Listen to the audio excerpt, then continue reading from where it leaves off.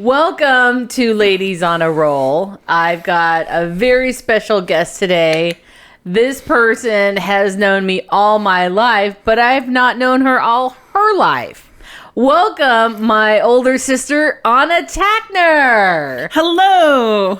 Hi. Well, this week on Ladies on a Roll, we decided we would do something a little bit more Halloween themed because this is coming out during Halloween, and I let you pick out the movie, which is called An American Werewolf in London. Yes. So for those of you who are not familiar or don't remember this movie because it came out in 1981, it's a movie about two college students who are just kind of like walking and backpacking through England. They're in a small little town that turns out is hiding a big secret. Oh no. So the big secret is that there's this werewolf in town and the werewolf will eat people. And maul them to death. Well, sort of. Sort of. Well, that's basically. So what ends up happening is one guy gets murdered. Yeah, one guy gets killed outright. From the werewolf. other one gets attacked and mauled, but not killed. Scratched. He gets heavily scratched. It leaves scars. Yes. But not for more than 3 weeks. Or so. Yeah, I mean, like, the scars are definitely permanent because it was like a pretty big swipe type of thing. As I mentioned, I always allow my guests to pick the topic, pick the movie. The guest. And I wanted to know, why did you choose this movie? Oh, you wanted to start there. Okay. Yeah. I had it all in my head. It was going to go a certain way. I picked this movie because of the impact that the music had on me. Oh. Yeah. The music. Well, I heard that all the music has like a theme of moon in it. You heard? I didn't you watch the movie? I did, and we'll get into that. But I wasn't really into the music, so I had no idea you were going to come into this. Full disclosure. Yeah. I've seen the movie, but Celeste hadn't until this request. Correct. Yes. So first of all, it's directed by John Landis, and it came out in 1981. Correct. Summer of 1981. Yeah. Okay. I'm 16. Oh. Going on 17. It's one of my first dates with my now husband. Oh, yeah. I didn't know that. And we led a strange kind of weird sheltered life. So we didn't have I wouldn't know anything about that. Well, that's why I said we. But like we were not exposed to that much violence. Okay. Violence and gore. This was a shocker for me. You know, the violence and the gore were so realistic, especially back for that time.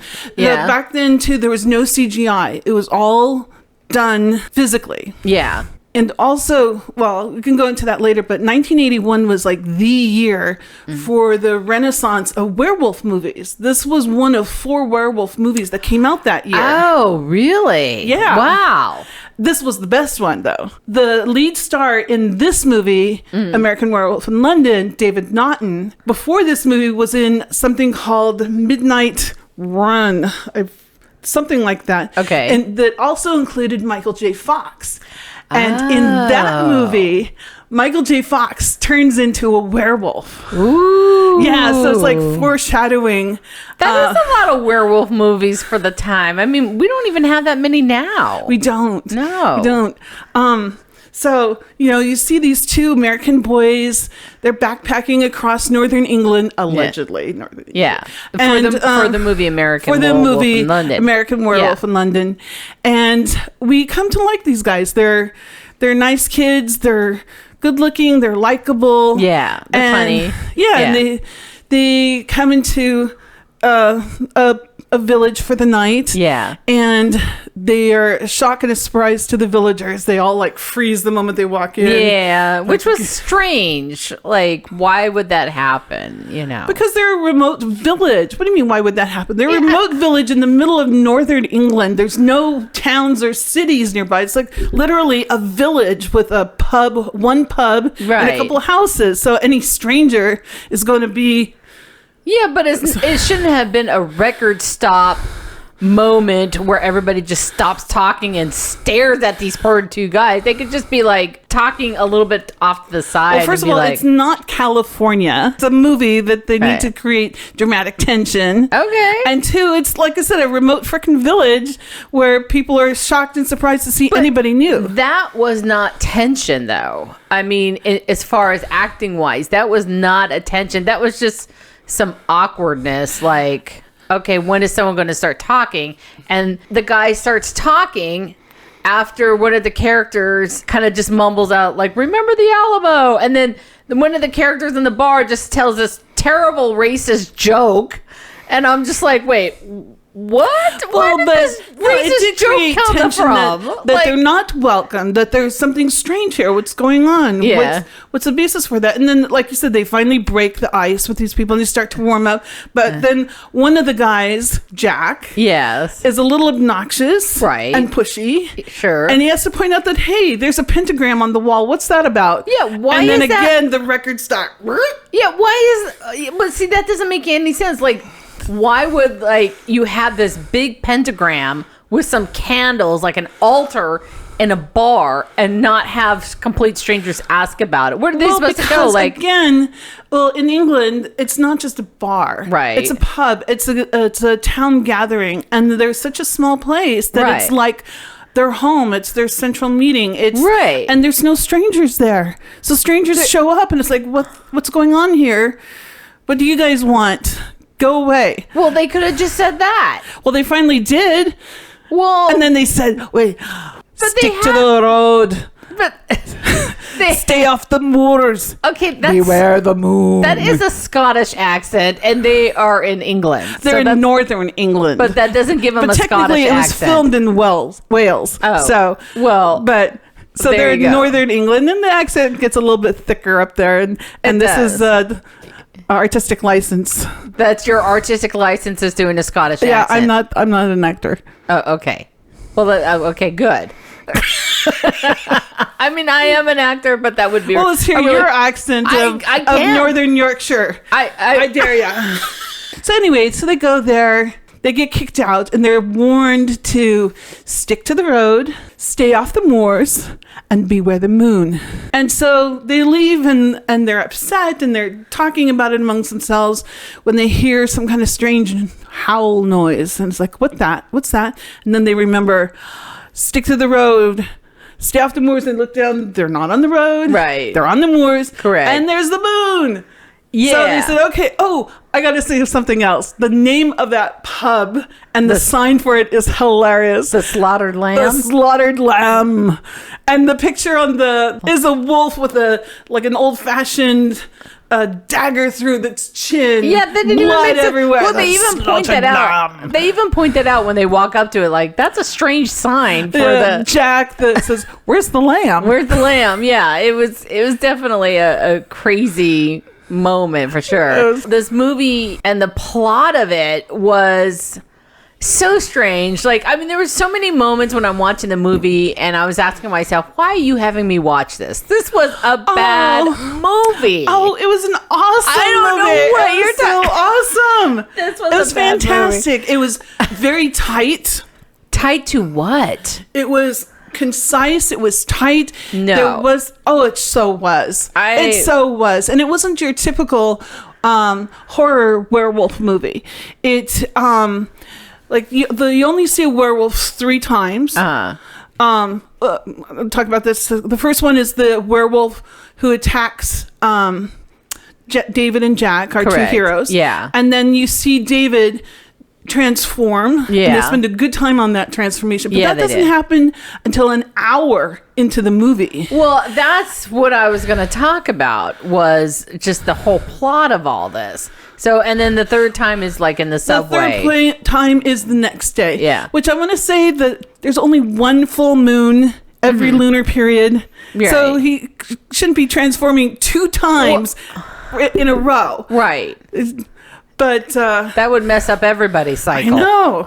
There was too many That's a long moons. movie. That's a long, yeah. So the boys get attacked. One gets killed. Yeah. One gets mauled but survives. Right. And so the villagers decide that they couldn't let the kids be out there alone. So they go out, and the reason David survives is the villagers came out and shot the werewolf. Right. But when look at the werewolf, it's not a werewolf. It's a person. It's like a naked man. A naked man laying there. Yeah, and you with don't bullets. initially, just so you know, I didn't initially get that Exactly. until the very end. I'm like, oh, okay, well, that makes sense now. Yeah, things So- build.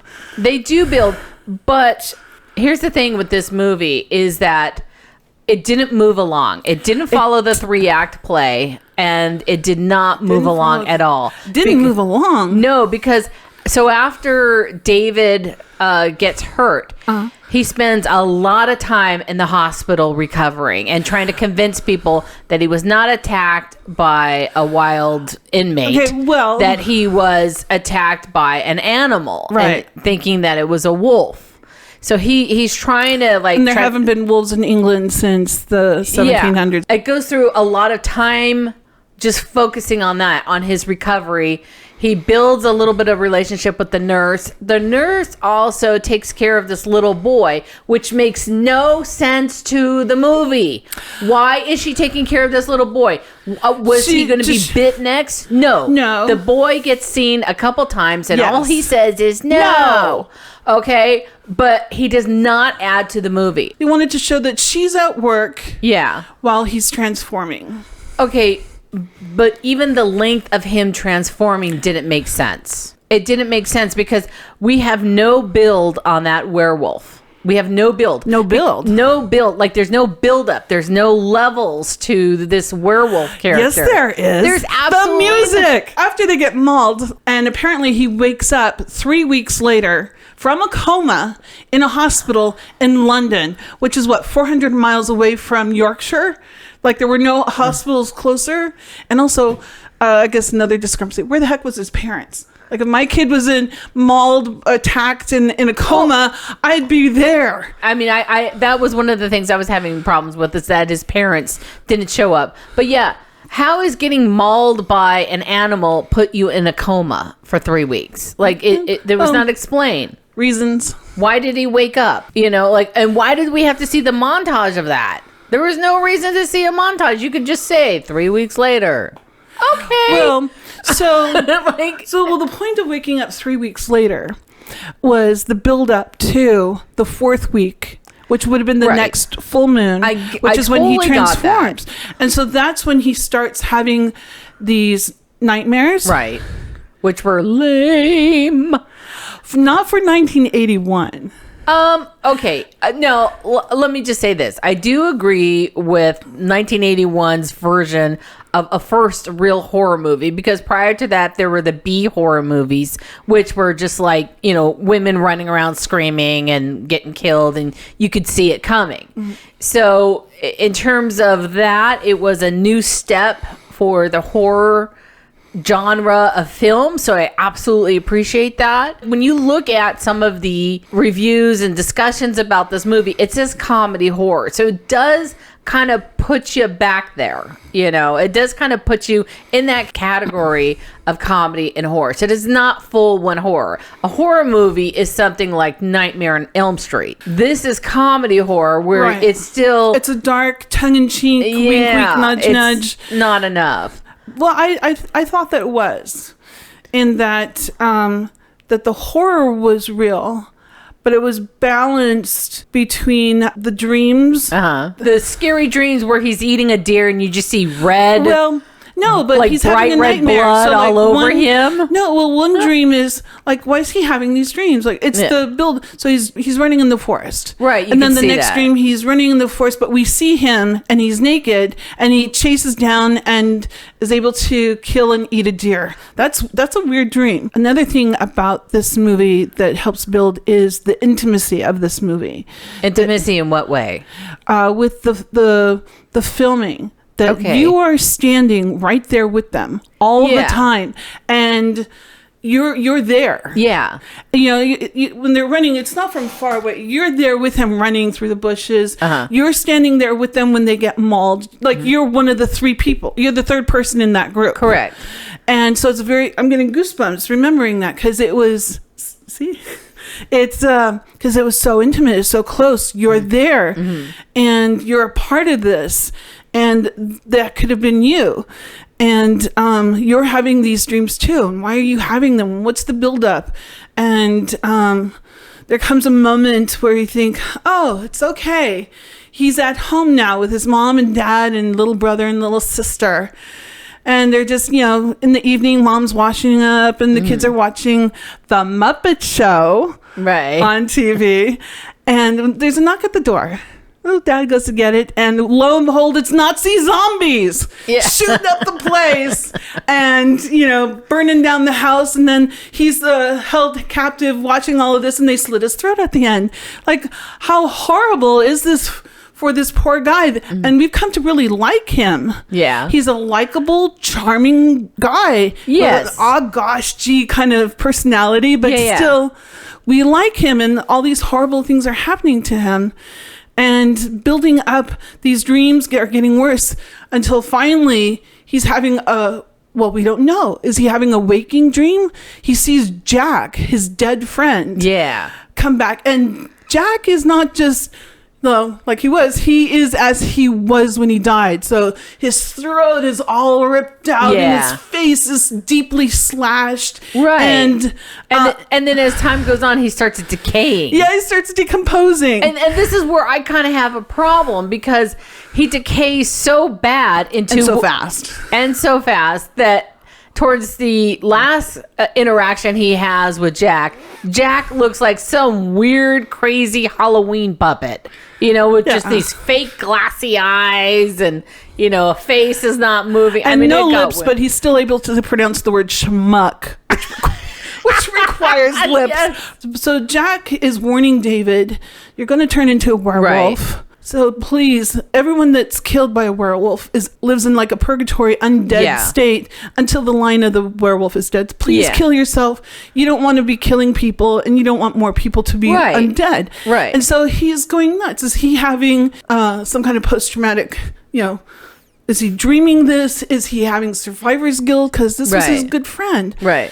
And we kind of don't know, but he's there. And leading up to the first transformation, which takes place until an hour into the movie. Yeah. He's come home from the hospital. He's been invited to stay at the nurse's apartment. They have a nice little sex scene. Okay. Yeah. It is a little weird. There's too much kissing on the shoulder. No, yeah. But okay. Well, let's just talk about this for a second. Okay. Here's one thing I don't like about movies. I don't like unnecessary scenes, and I absolutely do not like unnecessary nudity or sex scenes. And this was absolutely, positively that. Not only did it have this sex scene between the main characters, but they're in the shower and they're doing this weird, awkward biting and licking and kissing. And I could just hear the director, John Landis, just screaming in the background, okay, kiss her here, bite her there, lick her there. You know, like, it just didn't even make sense. And then they went and had too long of fake sex in the bed. And it's like, why? How does this add to the movie? It doesn't. They could have made that sex scene a lot shorter. They could have. We would have gotten the point. There was nothing that those scenes between the shower scene and the bed sex scene, it did not add to the movie. And if they were falling in love, they were falling in love. You could do other things to show that they were falling in love. But the fact that a nurse brought home a patient and said, oh yeah, stay here. I'm not going to call your parents to come pick you up, but you just stay here and turn into a werewolf whenever you want. I'll be good about it. I'll just be at work, okay? So, it had a lot of plot holes in it. Like, here's another plot hole that ended up happening, and it was a waste of time. He spent so much time in her apartment that added absolutely nothing to the movie. Nothing. Okay. She left in the morning to go to work. He gets locked out. He opens up the window and he leaves the front door open. He's pacing around the apartment for 6 minutes. He sits down, opens a book, and then next you know, it's nighttime. How do we know? It's a full moon. The acting in the whole movie was really good. There's no complaints about anybody's acting. Everyone did very well. So convincing, Very convincing, yeah. And back in the 80s, they were still like, in terms of comedy and even horror, there was still an unrealistic approach towards acting with it. So for them to come across so real and genuine people, I think they did a really good job. Yeah, there was no camp in this movie. There was no camp in terms of their acting. As far as things that was happening around them, yeah, there's tons of camp, but they're acting like it's real. So I feel like they did a really good job. Yeah, and they did a really good job in making sure that everything seemed real. Like even the makeup and the transformation, they did their best to make it real and not. Yeah, and here's the problem. The only problem I had with Jack's makeup, on terms of him, you know, when he first comes, he's all shredded up and he's fresh and he's bloody looking. I think they should have just kept that look. I really do, because considering he'd been dead for 3 weeks, already, because his decaying all of a sudden happens really fast. Yeah, and then it's like, well, where's the point where it would end? Would he just be a skeleton? Like, where would his decay actually have ended? I agree. I had a problem with Jack towards the end where he was just like a puppet. You know, he was. You know, he had these plasticky eyes, plasticky skin. And they decayed him too fast. That leads me to, again, another moment of unnecessary nudity where Jack convinces David to go into a nudie theater. Yes. And you see a porno playing. Yes. And and they're in there in the back row talking and stuff like that. So I figured I would have seen like a quick glimpse or something of what was happening on the screen. But they went for it. I mean, they spent time on it. They did. When I looked this up, including dialogue, which was hilarious. Yeah, okay. It was funny, but there was no reason for us to watch a full scene. And I found out they actually filmed that particular scene. Yes. It was the first scene they actually made. Well, they didn't rent or buy a license to a porno movie. Yeah. They made it themselves. And in the ending credits, they have their own little set of credits just for the porno movie. Yeah. I think it's called See You Next Wednesday. And I want to talk about that too. Okay. But before we do, I just wanted to say that the porno in the film did not add to the movie. It did not add to the plot. It did not add to the characters.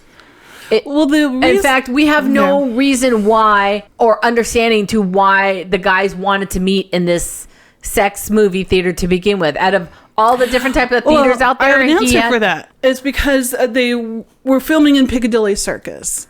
When John Landis was in Europe ages ago, when he first came up with it was Piccadilly Circus was very different, but when they got there in the 80s, there was nothing but pornos around there. It was horrible. So they said, let's do our own. Okay. They were going to do whatever was happening at the time. They were expecting cartoons. Oh, okay. But it's porno, so let's do a porno. Look, I can completely understand that, and I get that of the realistic situation the director encountered. However, it didn't make sense for the two characters to be there. Sure, someplace quiet and dark so that for them to have this conversation. Right. So then why having, a good 5 minutes of watching a porno? Because we weren't watching the porno. When he first comes in and sits down, we see the snip that he sees. Right. But then after that, it's just going on in the background while he's having a conversation with dead Jack and his dead latest victims. That's what I expected, but I think you're not remembering correctly. You see a lot longer moment of this film than you expect. Well, they do. And that's what I'm saying. There's two sections where there's dialogue, and the director wanted us to hear that. And those dialogues were... They were funny. They were funny. I'm not going to disagree, but... Again, so we did take a moment to see those. I expected it to be in the background. I expected a small glimpse of it, but he focused on it, and that had nothing to do with the plot. It was funny. I'm not going to disagree with that. It was hilarious that he made this himself, but in terms of the plot and the storyline, it added nothing to it. Well, they needed to have him in an enclosed space so that he can later escape out into. Right, and that all makes sense. So they chose the theater. And, okay, I'll grant you that the porno scenes weren't necessary to the plot. Okay. Just that he was in the movie. Are you saying I'm right? No. Did you hear that? No. Right. I know we are kind of going all over the place, which is very common from my interviews. What was your favorite scene in the movie? What was my favorite scene? I can tell you my favorite scene. All right. So my favorite scene in the movie was... The end? What? No. Well, yeah. No, was actually going back to that porno theater or that sex theater. My favorite scene was when Jack comes and he goes, "Oh, hey, these are the people you killed last night." Oh, yeah. These are the people.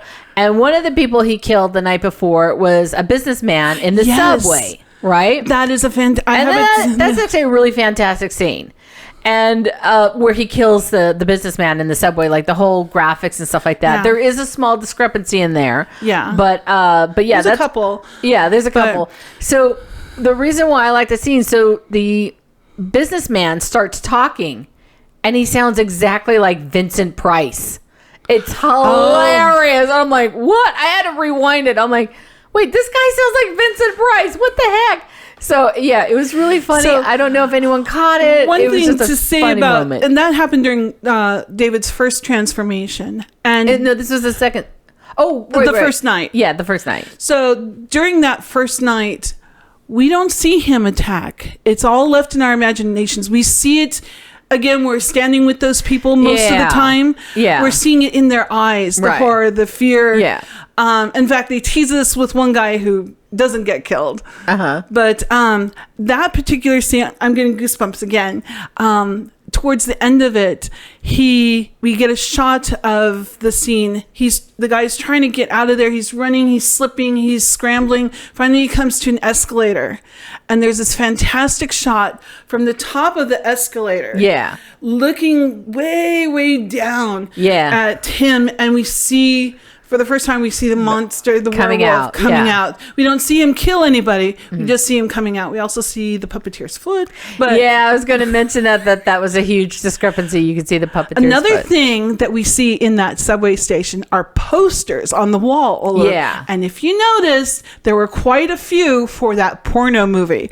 And the name of that porno movie is See You Next Wednesday. So there's See You Next Wednesday posters all over the place. Yeah, that actually was a funny.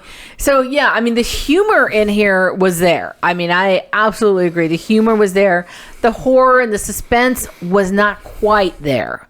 So the suspense was not quite there because you just feel and knew it was happening. The horror part of it didn't really.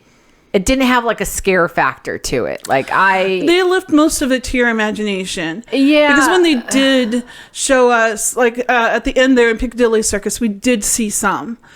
A little bit, yeah. A little bit. And it would have been better to our imaginations. Yeah. I want to talk about that first transformation. I know we're going back. First of all, we spent a long time on it.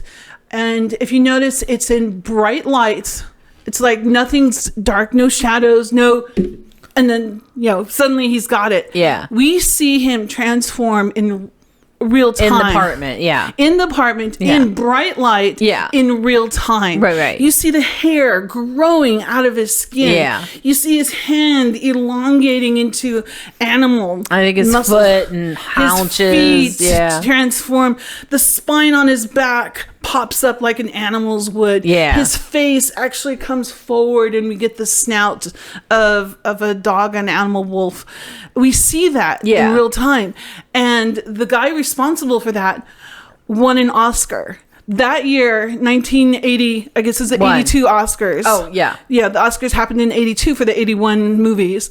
They added a new category for best special effects. Yeah. And American Werewolf in London won. Yeah, and that's a really good point to make because as far as, makeup and the whole makeup of the werewolf, that wasn't something film had seen by that point. So this was brand new. It was absolutely amazing. No CGI. It was all physical. It was, and it was a really amazing transformation. The makeup and the whole transformation of the werewolf was really ahead of its time. So that's why they created that category, because it was absolutely amazing. And it set forth other movies to have better makeup, better werewolves, better monsters, so that was the beginning of that. So to this movie's credit, that's what they get, is the makeup and cinematography that they did for this.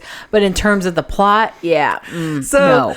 But it was so well done that Michael Jackson asked John Landis to direct. Correct. And Rick Baker, I believe, to do the makeup. special effects, just like in the movie, for his Thriller video. Yeah, I saw that. I'm like, oh, I can see that. I can see that comparativeness. Yeah. I mean, it is there. That is fully there. I see that. Going back just another step with regard to this makeup, Rick Baker is the guy who did the special effects for this movie. And he had actually started on one of those other werewolf movies that was coming out at the time, Wolverine. So if you see that movie, he started there, but he left. And so that's why the special effects are sort of the same, but not nearly as good. Yeah, it really did change horror films from there on, and other movies that had special effects and makeup and stuff like that. Yeah. So one of the things I discovered about the movie was at the very end of the credits, there was a thank you to Princess Diana and Charles. Prince Charles, congratulating and I'm like, what's this about? And it was a congratulations for their upcoming marriage. But you know why?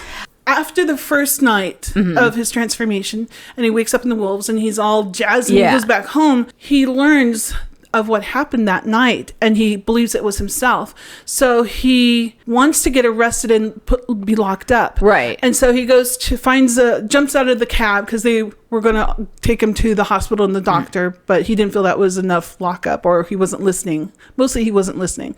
And so he finds a local Bobby and tries to get himself arrested by slurring the Queen, by slurring Prince Charles and Winston Churchill, and saying all kinds of cuss words. So by way of apology, or like, we're sorry, we didn't really mean it, they had this really nice acknowledgement at the very, very end of the movie.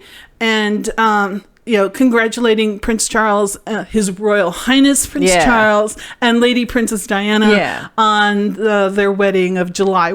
So the movie came out in August, and their wedding was in July. Oh, okay. Yeah, that makes sense. Makes sense. Yeah. So that's why they did that. So you were mentioning earlier that you really like the music. And that's really interesting that you bring that up, because one of the things that I did not remember about the movie was the music. I did not remember the music. And that says a lot, because normally in movies, I'll remember music, even if it doesn't even have words to it, if it's just music to help the scene go along. Yeah. Maybe it's like he's in deep thought and you hear a song go by or something like that. The music did not stand out to me at all, and I'm shocked to find out that you feel that the music did. I felt like the music was a second character, because you're right, music is normally like some orchestration that's helping to set the tone, the mood, the tension, and it brings things forward. Or in a musical, it's moving the story forward. Here, it was an unusual hybrid that they were using contemporary music. Okay. All of the music had the word moon in it. Correct. So it furthered the story, I thought. Don't forget, we were 81. It's kind of innocent-ish with regard to horror. I'm the one who's jumping out of my seat all the time and grabbing. You jumped on that movie? Of course. Wow. Oh my God. Yes. So okay. Yeah, I was squeezing my date's hand. Your now husband. My now husband. Squeezing and jumping and screaming. And and then the music would come on, and it was like something horrible and something very real is going to be happening. But it's okay. It's just a movie. And the music was so tongue-in-cheek. Like they had, while he's pacing in the room, they play Creedence Clearwater Revival's Bad Moon Rising. I see a bad moon rising. Yeah, I remember that is one. The transformation going to happen now? And the lyrics were so apt. Yeah. Favorite, I think during the love scene, they played Moondance by Van Morrison. Yeah. And since that movie, I love that song. Anybody who gets married in October has to have that song on their dance list. I know all those songs. Oh I don't. They were. It's a marvelous night for that tells me a lot. If I don't remember the music, that says it wasn't adding to the scene. Oh, but it was. Yeah, I think you're seeing this through 1981 eyes and not 2022 eyes, because that's a whole different. I watched it again in preparation for this, and I guess I still had those glasses on as well. I really enjoyed it, and it's nostalgic. But no, the music, they had 3 different versions of Blue Moon, including one doo-wop version. Nice. You know that one? Blue Moon. Yeah, I know what the song is. I remember nothing. So 3 different versions of that. Yeah. They had Bad Moon Rising. Yeah. They had Moondance by Van Morrison. I roughly remember them and then, in the movie. I learned that Landis tried to get Moonshadow by Cat Stevens. Oh, yeah. But he wouldn't authorize it because he'd recently converted and that kind of stuff wasn't allowed. Oh. So. Okay. It would have been interesting. Where would he have put that song? Yeah. Well, now getting back to the movie plot, as we head towards the end of that movie, some of the issues I had was the ending of this movie. Okay. One of the things is that the nurse breaks through a line of police officers with large guns, and she just kind of breaks through with them, and she starts running, and they're like, meh, nobody runs after her, right? Like, they just decide, you go ahead. We're just going to point our guns at it, you know? Yeah. And so she runs and she gets up to the werewolf and she's like, David, I love you. David, I love you. Because what else was she going to say? Now, David, get out of the alley. Bad dog. Okay. No, she wasn't going to say that. But so she goes up there and she's saying that she loves him too and all this stuff. So you think he's going to like maybe transform back or something. Something's going to happen. Yeah. So what happens is that he gets shot. Yes. All right. Okay, I have a problem with that too. I have a problem with it because they were able to shoot around her. Yeah, the magic bullets. So and they kill him, and then the movie just ends. Just ends. It just ends. It just did not have that final feeling of an end of the movie. We do see him on the ground, right, naked, right. Similar to how it began. So it's like bookend. Right, which is the moment you realize when you see the naked man next to him when he first got mauled by the werewolf, and then you see the naked man dead next to him with bullet holes in him. Then you're like, oh, wait, okay. So that was the werewolf back then, and then this is him now. So you get it, and that's fine. But again, everything in between, the whole story and the plot could have been a heck of a lot better. It could have been written a lot better. Well, with regard to the writing of the story, John Landis got the idea for this when he was about 19. Oh, really? Yeah, he got a job as a production assistant on the movie Kelly's Heroes, which was filmed in Yugoslavia. Okay. So he, he's there, he's filming. They actually use him as an extra in a couple places.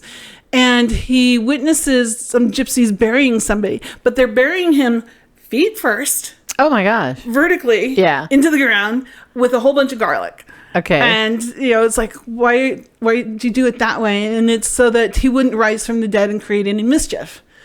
And so that planted the seed in his head. What if the dead did come back? Nice. And then it turns out that he was a huge fan of that old 1956 The Wolfman, the movie. Oh, yeah. So you put the two together. Okay. So he wrote it back then when he was a young kid. After the movie, he stayed in Europe for a while. He and his good friend Jim O'Rourke, I believe his name is. So if you notice at the beginning of the movie, there's a dedication. It says, for Jim O'Rourke. I don't even remember that. Turns out Jim was the guy who got him the job. Okay. And then the two of them stayed in Europe and became super good friends. And they stayed in Europe and they were extras and, working on movies in Europe before they came back. And they did some movies here in the U.S. together. And then just before this movie started, Jim died of lung cancer. Oh, that's so sad. Yeah. So he dedicated this movie to him? He dedicated the movie to him, and he forbade anybody from smoking on set. Wow.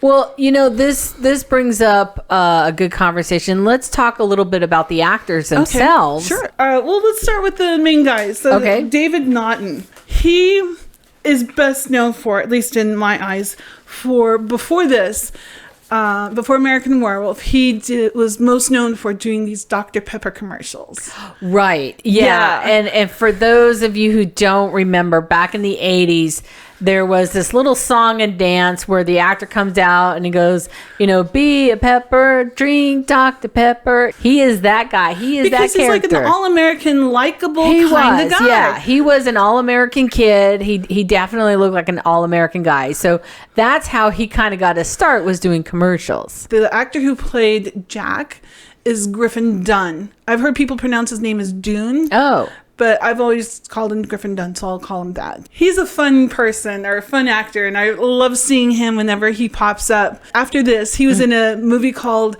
After Hours, which was directed by Martin Scorsese. Oh. And it's another dark comedy.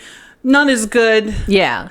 But still, he's that kind of actor. He fits into that genre really, really well. Yeah. And he later became a director, and he directed Practical Magic, among others. Okay. Remember that movie with Sandra Bullock and Nicole Kidman? Oh, and who else? yeah. Aidan Quinn, Diane Weiss, Starker Channing. Yeah. Yeah. Yeah, He I remember directed that movie one. now. Yeah. And then Jenny Agatar, she plays our love interest. She's the nurse. Yes. So she's British. Jack, Right. Griffin and David Naughton are both American, but she's British, and she was very prolific. She has been acting almost every single year. There's a credit for her. She actually has 17 years of acting before she even hit. Yeah, this she was movie. acting as a kid. She was acting as a kid. Yeah, she was a child actor. I was very, very surprised. And just so you know, all three of the actors, the three main actors, are very heavily still acting currently. Just a real quick note, Griffin is someone who still works very, very much. He was in that TV show called This Is Us. Oh, he was in a really? reoccurring role in that Cool. show. So yeah. I love seeing him. Yeah, and then she's been in a lot of things too. I don't know all the shows that she's been because they are English. My favorite though is called The Midwife.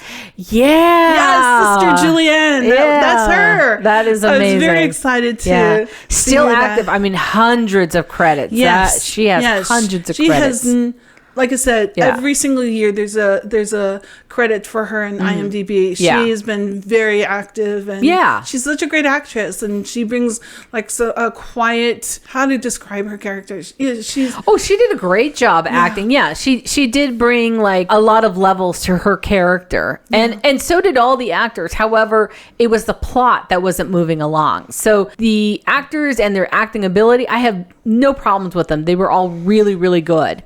They brought a lot of different levels, a lot of different feelings about him. So even Jack, the character that Griffin played, had some dimension to him too. He was dead, and he was funny. He was a little sarcastic. He was concerning. His direction was to be cheerful. Yeah, and he was. I can see that. And we're the undead, Jack. Yeah. Help us out here and kill yourself so we can die. Rest in peace. Yeah.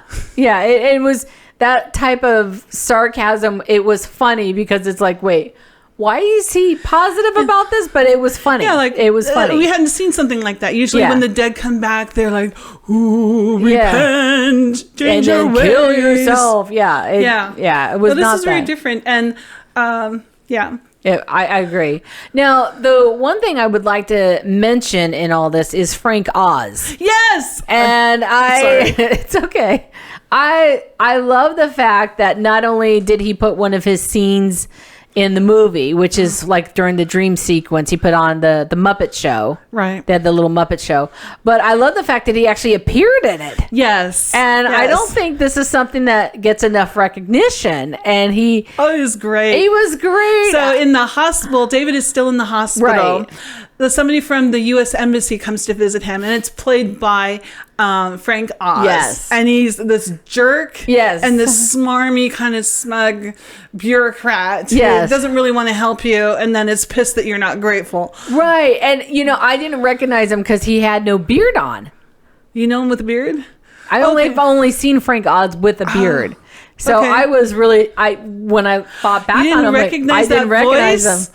Like Nothing. I was hearing Bert from Bert and Ernie. Oh my gosh. Oh my god, I was loving it. And I but didn't they realize needed that. puppeteers. Yes. So I don't know if that was like part of the agreement, like, you know, come and help us with our puppeteering, Right. and we'll give you a shot in the movie, or we want to have the Muppets on TV. I don't know what they worked out. I kept looking for really that. great. Yeah, I kept looking for that info too, because I thought for sure maybe he was helping with the puppeteering. I mean, that's my only guess. Okay. With the big werewolf thing. I was really glad to see him. He was really, really fun. And when I found out the after effects of it, I was like, oh, okay. You know, because I'm a big, huge Frank Oz Big, fan. huge? Oh, yeah. Sure. I love watching any Muppet movie. So I've got a fun fact about John Landis movies and Frank Oz. Okay. So go for it. It's when John Landis has a movie that takes place in an airport, he'll have somebody over the PA say, "Will Mr. Frank Oscarwicz please answer the phone?" or something like that. It's referencing Frank Oz, because Oscarwicz apparently is his full last name, is his real name. I didn't realize that. Yeah. Me neither till I found it, but that was cool. So if you hear that, that's a reference. Even if Frank Oz isn't in the movie, that'll be on the PA. Oh my gosh, I did not know. That is a very cool, fun fact. So I've got a huge thing about John Landis, some of which we've already talked about. Okay. Like his background. Apparently, so he was born in 1950, about the same age as the others. They were between... Right. Yeah. So he is only 30.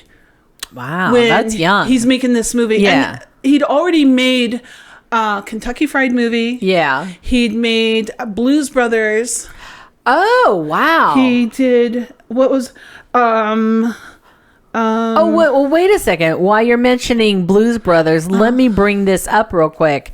There were other people up for the roles of David and Jack. Yes. And that was Dan Aykroyd and John Belushi.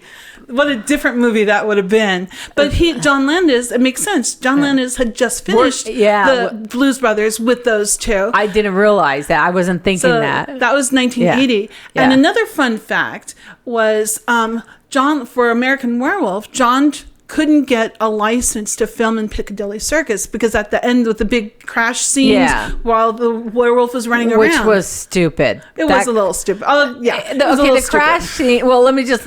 I'm sorry to back this up for a second, but that crash scene when the werewolf comes bursting out of the porn theater was over the top. It was too much, too long, and that's what I was talking about earlier with the point of.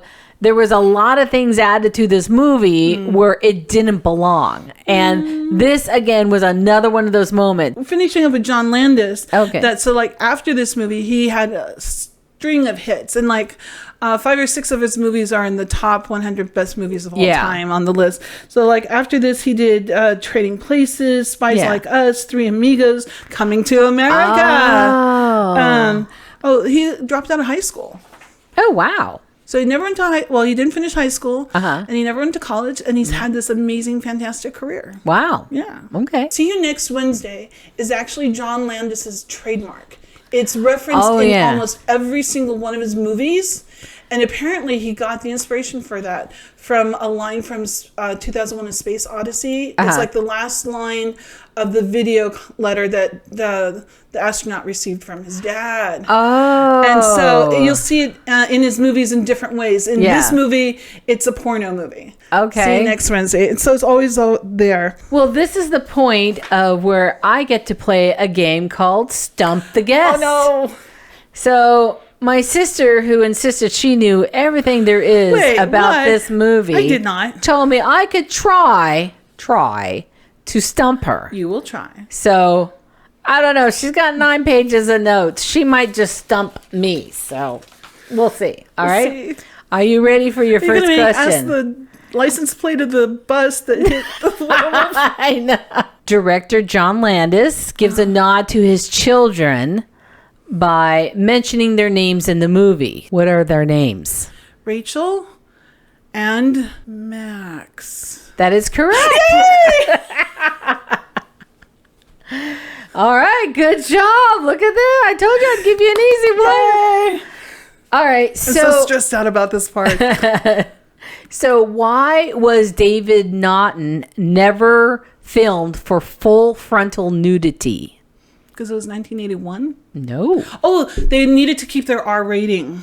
No. Because he has a little hoo-ha? Pretty close. The answer is because they wrote the character on being Jewish. If you remember, the nurse looks underneath and says, "Oh, he's Jewish." Oh, yeah. So David Naughton is not circumcised. Say it ain't so. So somebody had to figure that one out or ask the question. So yeah, the character is definitely Jewish. And like in the scene back at the family, there's menorahs all over the place. Yeah, there's menorah. Yeah, and so David Naughton was not Jewish. He's uncut. He's uncut. Yes. So the opening scenes where Jack and David are walking down the path and they're talking. They're talking about a girl that they've been friends with since childhood. Do you remember that? Yeah. What was her name? Debbie Baumgarten, Applebaum, Goodman. I give up. Klein. Half right, half a point. Got her Yeah, you first got one. half a point. So right now you got about 1.5 points. So we'll One go and a for half that. out of 2. Okay. Okay, so your last and final question. How many corpses came to see David when he was in the sex theater? Do we include Jack? I believe so. Yes. So there were 6 freshly dead Uh-huh. plus Jack, so that would be 7. Good. That's the correct answer. All right. 2.5 points. You did pretty good. Well, I wanted to thank you so much for being my special guest this Mom podcast. made you. Thank you, Mom. And I appreciate you coming here talking about American Werewolf in London. This has been really fun. It's been fun. To my subscribers out there, please hit that subscribe button. It'd be nice to have you follow along. What? If the subscribers, then they've already hit the subscribe button. Damn it. For those of you listening, please hit that subscribe button so my sister can stop torturing me on what to say here. Thank you. This has been Ladies on a Roll. Bye. Bye.